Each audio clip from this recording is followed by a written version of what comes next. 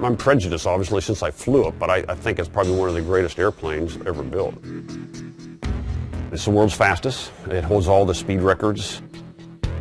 It goes higher than any other airplane in the world. It flew across the entire United States in 64 minutes. The SR-71 was developed for a need, and that need arose when Gary Powers got shot down in the U-2.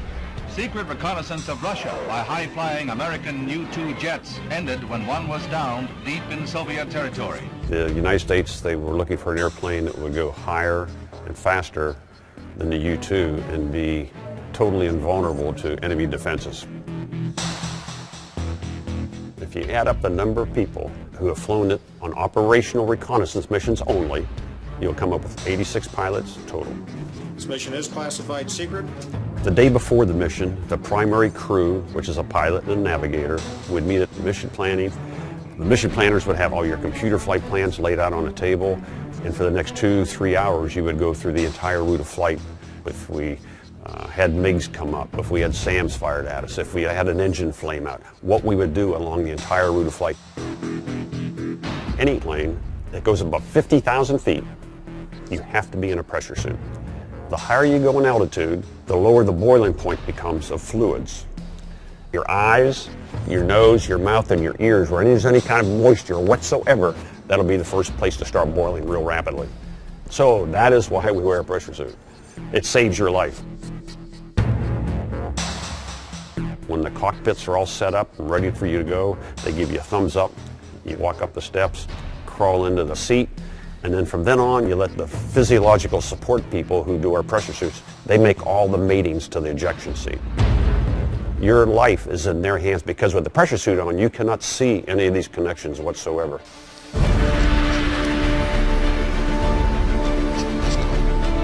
An average mission was probably 3.5 to 4 hours. Each engine puts out thrust 34,000 pounds, so you have a total of 68,000 pounds of thrust coming out both engines.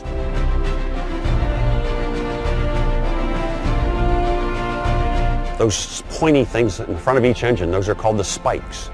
Those spikes retract back into the inlet the faster and faster you go. And what it's doing is capturing the shock wave right at the very pointy tip of it that reaccelerates it at the back.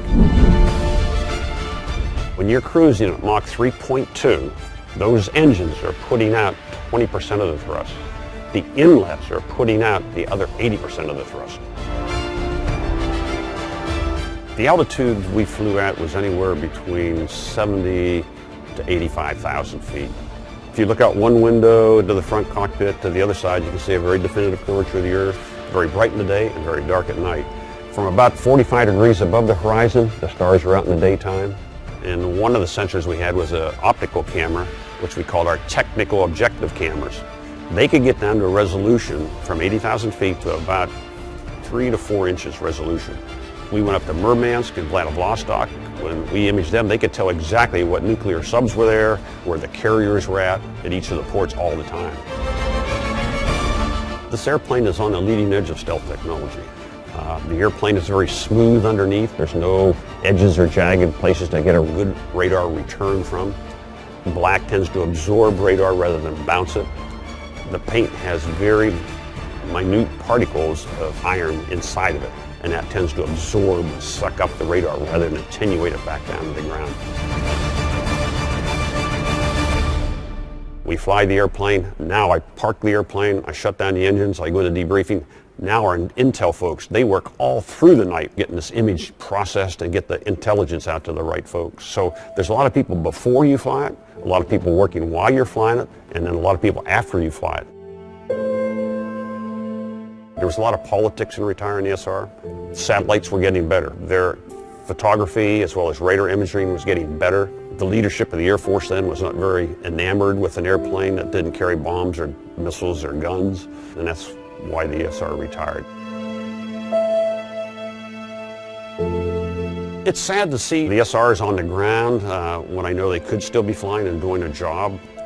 There's not many countries today that we couldn't still fly over with unimpeded.